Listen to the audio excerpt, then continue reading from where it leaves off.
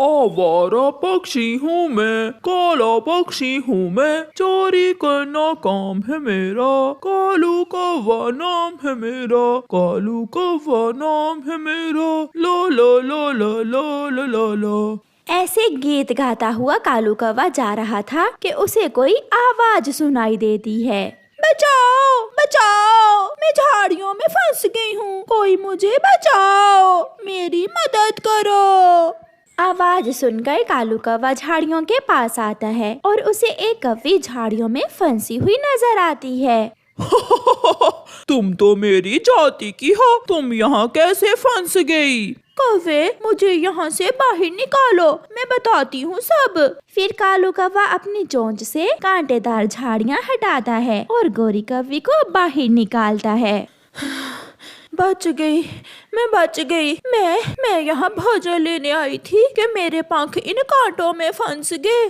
सुंदर कवि, ये तो कांटे थे, अगर तुम कुएं में भी गिरी होती तो मैं बचा लेता तुम्हें। तुम बहुत बहादुर हो और बहुत अच्छे भी। वो तो मैं हूँ, मेरी माँ मुझे कालू शेर कहा करती थी। क्या तुम मुझसे शादी करोगी? ये सुनकर गोरी कौवी चुप हो जाती है। मुझ जैसा बहादुर जवान कौवा तुम्हें पूरे जंगल में नहीं मिलेगा। मगर माँ मेरी शादी हमारे पड़ोसी कौवे से करना चाहती है।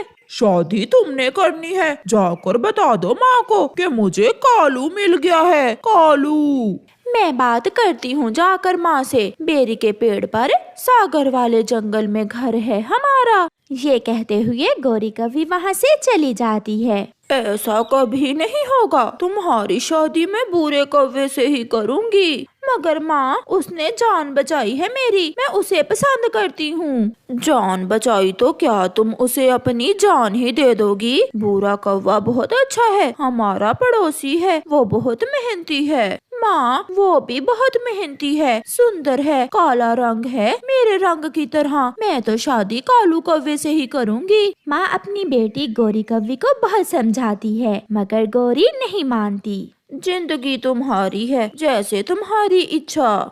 बूरे बेटा, मैंने बहुत समझाया है गोरी को, मगर वो मानने को तैयार नहीं है। वो तो कहती है कि वो उस अजनबी कौवे से ही शादी करेगी। माँ जी, आपने मुझे बेटा कहा है, मैं पड़ोसी हूँ आपका। अगर गोरी मुझसे शादी ना भी करे तो फिर भी मैं आपका ऐसे ही ख्याल रखूंगा। मैं बहुत मजबूर हूँ बेटा। दूसरे दिन कालू कौवा दूल्हा बनकर आता है और गोरी कौवी को बिहाकर ले जाता है। दुल्हन जी, लो ये सेब और अनार खाओ। तुम्हारे साथ बारात लेकर कोई भी तुम्हारा दोस्त नहीं आया, क्या तुम्हारा कोई दोस्त नहीं है? सब जलते हैं मुझसे, सब जलते हैं, मैं बहुत मेहनती हूँ, इसलिए सब जलते हैं मुझसे। गोरी फल खा लेती है। कुछ दिन गुजर जाते हैं। पहले पहल तो कालू कौवा किसी न किसी तरह गोरी के लिए भोजन ढूंढकर ले आता और उसका ख्याल भी रखता, मगर अब आहिस्ता आहिस्ता कालू जी के तेवर बदल रहे थे। उसका आलसीपन नजर आने लगा था। वो ठंडी छांव में सुबह से सोया हुआ था। ओहो, मैं तो सो गया था, अब शाम हो गई है, इस समय गोरी के लिए भोजन कहाँ से लेकर जाऊँ? ऐसे कालू कौवा आज खाली हाथ ही लौट कर जाता है। पति जी, मेरा भोजन नहीं लाए आज तुम? अभी शाम है, जाओ और आज अपना भोजन खुद ले आओ, मुझे कहीं से भी भोजन नहीं मिला। फिर गोरी कौवी अपना भोजन लेने जाती है। रास्ते में उसे चिड़िया मिलती है। कौवी, क्या तुम उस नखटू कालू की पत्नी हो? चिड़िया, मेरा पति ऐसा तो नहीं है, वो तो बहुत मेहनती है। न जाने तुमने उसमें क्या देखकर उससे शादी कर ली, वो तो एक नंबर का फ्रॉडिया और कामचोर है। थोड़ी दूर कौवी को मिठू मिलता है। कौवी, अपने पति कालू से कह देना कि मेरे पैसे वापस कर दे, जो उसने मुझसे उधार लेकर शादी करवाई है। अगर ना किए तो कल मैं उसे घर से निकाल दूंगा। उधार? मेरा पति तो खुद बहुत मेहनती है, वो किसी से उधार पैसे क्यों लेगा? मेहनती, और वो भी कालू कौवा। जब से उसकी शादी हुई वो तो भोजन भी मुझसे मांग कर लेकर जाता है। ये सब सुनकर गोरी बहुत निराश हो जाती है। वो घर वापस जाती है। रात हो गई थी। पति जी, क्या सच में आप आलसी कौवे हैं? तुम्हें ये किसने कहा? मुझे जो पक्षी भी मिला उसने ऐसा ही कहा, और वो मिठू तोता अपने पैसे मांग रहा था। उसने कहा कि अगर तुमने उसके पैसे ना लुटाए तो वो तुम्हें घर से निकाल देगा। अगर तुम्हें सच मालूम हो ही गया है तो सुन लो, मैं तो ऐसा ही हूँ। काम वाम करना मेरी आदत नहीं है, और उस मिट्ठू के बच्चे को मैं देख लूँगा। सुबह हो जाती है। कौवे अभी सोए हुए ही थे कि उनके दरवाजे पर दस्तक होती है। कबूतर, तुम सुबह सुबह ही? हाँ, शाम तक मेरा ये घर खाली कर दो। तुमने तो कहा था कि मैं शादी के 3 दिन बाद यहाँ से चला जाऊँगा, और अब महीना होने वाला है। तो क्या ये घर भी तुम्हारा नहीं है? ये घर मेरा है। इसने 3 दिन के लिए मुझसे किराए पर लिया था, और अब ना तो किराया दे रहा है और ना ही इस घर से जा रहा है। जा जा, तू अपना काम कर, मैं शाम तक खाली कर दूंगा ये घर। कबूतर वहाँ से चला जाता है। माँ सच्ची ही थी, मैंने एक अनजान कौवे पर विश्वास करके बहुत बड़ी गलती की है। अब तो हो गई गलती पत्नी जी, अब क्या फायदा ऐसे रोने का? अब तो मेरे साथ ही रहना होगा। जहाँ मरेगा कालू कौवा, वहीं मरेगी गौरी कौवी। जाओ, अब जल्दी से मेरे लिए भोजन लेकर आओ, मैं तो ऐसा ही हूँ। गौरी कुछ बोले बिना वहाँ से चली जाती है। गौरी नदी पर जाती है। वो वहाँ बैठकर रोती है। वो पहाड़ों पर जाती है। वो बहुत उदास थी। उल्लू जी, 1000 दो और उसे ले जाओ, सारे काम करेगी वो। मेरी पत्नी को ऐसी नौकरानी चाहिए जो घर के काम अच्छे से कर सके। दोस्त, तुम चिंता ना करो, 1000 में महंगा नहीं है ये सौदा। वो तुम्हारे घर के काम भी करेगी और भोजन भी ला कर देगी। बाहर खड़ी गौरी कौवी ये सब सुन रही थी, क्योंकि वो भोजन लेकर वापस आ गई थी। अगर वो कहीं भाग गई तो मैं अपने पैसे वापस ले लूंगा तुमसे। वो कहीं नहीं जाएगी, ना वो अपनी माँ के पास जा सकती है और ना मेरे पास आ सकती है। तो फिर लो ये 1000 रुपए, डील पक्की। मैं आज शाम ही उसे किसी बहाने से तुम्हारे घर में ले आऊंगा। ये सुनने के बाद गौरी वहाँ से भाग जाती है। वो पीछे मुड़ मुड़ कर देखती जाती और भागती जाती। वो अपनी माँ के पास चली जाती है। माँ, माँ, वो मुझे उल्लुओं को बेच देगा। माँ, वो बेच देगा मुझे। कौन कौन गौरी, कुछ बताओ तो बेटी। मेरा पति कालू कौवा। माँ, मैंने बहुत बड़ी गलती की उससे शादी करके। वो तो बहुत आलसी है, कामचोर है, और उसका तो घर भी अपना नहीं है। माँ, मैं बहुत मुश्किल से भागकर यहाँ आई हूँ। इतने में उनका पड़ोसी बूढ़ा कौवा भी वहाँ आ जाता है। गौरी, आप आई हो? बताया ही नहीं। मैं तो माँ जी के लिए ही फल लाया था। ये सुनकर गौरी बहुत शर्मिंदा होती है। हाँ बूढ़े बेटा, भूले हुए पक्षी हमेशा लौटकर घर ही आते हैं। प्यारे दोस्तों, इस कहानी से हमें सीख मिलती है कि हमें कभी भी किसी अनजान की बातों में आकर उस पर विश्वास नहीं करना चाहिए। मम्मा, मैं तैयार हूँ, चलें? रुको कुकू बेटा, मैं राखी तो बैग में रख लूँ। फिर मम्मा चिड़िया वो राखी उठाकर अपने बैग में रख लेती है और अपना कुछ सामान लेकर घर से निकलती है। मम्मा, मामा जी आपको देखकर बहुत खुश होंगे।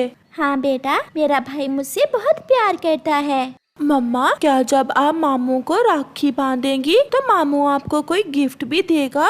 बेटा, बहनें भाइयों से कोई लालच नहीं रखती। हमें तो बस अपने भाइयों से प्यार का लालच होता है और कुछ नहीं। ऐसे बातें करते करते वो माँ बेटा दूसरे जंगल पहुँच जाते हैं। इतनी दूर आने की क्या जरूरत थी, फोन ही कर लेती तुम। ऐसे मौके पर बहनें अपने भाई से कैसे दूर रह सकती हैं? रक्षाबंधन है, अपने भाई के लिए राखी लेकर आई हूँ मैं। 20 रुपए की राखी देकर कुछ लेने आई हो अपने भाई से? अपनी भाभी की ऐसी जली कटी बातें सुनकर मम्मा चिड़िया रोने लग जाती है। मैं अपने भाई से मिलने आई हूँ और उसे राखी बांधने, मैं कुछ लेने नहीं आई। रानो चिड़िया का भाई भी घर आ जाता है, मगर जैसे ही रानो चिड़िया आगे बढ़कर अपने भाई से मिलना चाहती है, उसका भाई अपना मुंह दूसरी तरफ कर लेता है। मम्मा, मामा जी आपसे नाराज हैं क्या? भाई क्या हुआ? आपने अपना मुंह दूसरी तरफ क्यों कर लिया? जिस दिन तुमने जायदाद में से अपना हिस्सा ले लिया था, उस दिन से मेरा और तुम्हारा रिश्ता खत्म हो गया था। उस वक्त तो तुम्हें अपना भाई दिखा नहीं, कहा था ना साइन कर दो जायदाद पर, तब तो कहती थी अपना हक लूंगी। अब क्यों आई हो यहाँ? मैं तो सब भूल गई थी, मगर अब पता चला आप तब से मेरे घर क्यों नहीं आए। अगर हम तुम्हारे घर नहीं आए तो तुम्हें क्या जरूरत थी यहाँ आने की? कुकू बेटा चलो, गलती हो गई मुझसे, मैं भूल गई थी कि इस घर से मैंने अपना हिस्सा ले लिया है। अब मेरा इस घर पर कोई अधिकार नहीं है। फिर वो माँ बेटा अपना सामान उठाते हैं और वहाँ से जैसे आए थे वैसे ही वापस चले जाते हैं। माँ बहुत दुखी थी। उसके बेटे के सामने उसकी भाभी और भाई ने उसकी बहुत बेइज्जती की थी। कुछ भाई ऐसे होते हैं, हाँ कुछ भाई ऐसे भी होते हैं, जैसे गौरी कवि का भाई। पत्नी जी, मुझे तो कुछ समझ नहीं आ रहा कि अपनी बहन के लिए क्या गिफ्ट लूं। मेरी बहन बहुत गुस्से वाली है और मेरी बहुत लाडली बहन है वो। आप अपनी बहन के लिए सोने के झुमके ले आए। हाँ, मैं अभी अपनी बहन गौरी के लिए झुमके लेकर आता हूँ। मम्मा चिड़िया और उसका बेटा शाम को घर वापस पहुँचते हैं। वो थके हुए थे और दुखी भी, इसलिए वो जल्दी ही लेट जाते हैं। मम्मा, अब क्या मामा जी कभी हमें अपने घर में नहीं आने देंगे? कुकू बेटा सो जाओ, मेरे सर में बहुत दर्द है। मम्मा चिड़िया कुक्कू से क्या कहती, वो तो खुद अपने बेटे के सामने बहुत शर्मिंदा थी। दूसरे दिन गौरी कवि सुबह सवेरे ही चिड़िया के घर आती है। चिड़िया बहन जल्दी चलो, जल्दी आ, मेरे साथ जाओगी। मगर कहाँ गौरी? मुझे पता है, जब से आपने अपने भाई से जायदाद से हिस्सा लिया है, तब से आपका भाई और भाभी आपसे नहीं बोलते। इसलिए इस बार रक्षाबंधन पर आप मेरे साथ मेरे भाई के घर जाओगी। कुकू प्लीज, आप हमारे साथ चले, देखना मेरे मामा जी बहुत खुश होंगे। मम्मा चले, बहुत मजा आएगा। अपने बेटे की खुशी के लिए मम्मा चिड़िया मान जाती है और वो सब वहाँ से उड़ते हैं। हरियाली का भाई लाल तोता भी अपनी बहन के लिए गिफ्ट ले आया था। ये रहा मेरी बहन का गिफ्ट। रुको भैया, पहले मैं अपने भाई के पंख पर राखी तो बांध दूं। ऐसे हरियाली अपने भाई के पंख पर राखी बांधती है और लाल तोता अपनी बहन को गिफ्ट देता है। सब बहुत खुश थे। चिड़िया, कुकू, जग्गू और गौरी कवि भी दूसरे जंगल पहुंच जाते हैं। कहाँ है वो? कहाँ है? मैंने उसे कहा था कि मेरे आने से पहले पहले घर में होना। वो सुबह से आपका इंतजार कर रहे थे, अभी अभी बाहर गए हैं। ये मेरी पड़ोसन चिड़िया है, इसका भाई इससे नाराज है, मैं इसे भी साथ ले आई हूँ। ये आपका अपना घर है, जैसे आपकी मर्जी। गौरी का भाई भी आ जाता है। छोटे, कहाँ थे तुम? मैं कब से आई हुई हूँ। मैं अपनी बहन के लिए गिफ्ट लेने गया हुआ था, थोड़ी देर हो गई। चलो साथ मिलकर खाना खाते हैं। फिर वो सब एक बड़े होटल में जाकर खाना खाते हैं। जग्गू, आपके मामा जी बहुत अच्छे हैं। रात को गौरी कवि अपने भाई के राखी बांधती है। चिड़िया बहन, निकालो अपनी राखी बैग से और बांधो तुम अपने भाई के। चिड़िया बहन, जैसे गौरी मेरी बहन है, ऐसे ही आप मेरी बहन हो। मुझे आपकी भाभी ने फोन कर दिया था। ये देखें, मैं आपके लिए गिफ्ट लाया हूँ। सोने की चूड़ियाँ देखकर मम्मा चिड़िया हैरान हो जाती है। वो रोते हुए गौरी के भाई के पंख पर राखी बांध देती है। और मेरा गिफ्ट कहाँ है? वो तो मैं भूल गया। मैं छोड़ूंगी नहीं तुम्हें। फिर वो बहन भाई आपस में ऐसे हंसते खेलते हैं और वो सब बहुत मजा करते हैं। सच गौरी बहन, रिश्ते वही हैं जो बिना लालच के हो। जिन रिश्तों में लालच हो वो रिश्ते नहीं होते। प्यारी दोस्तों, आपने अपने भाई को राखी बांधी और बदले में आपको क्या गिफ्ट मिले, हमें कमेंट करके जरूर बताएं।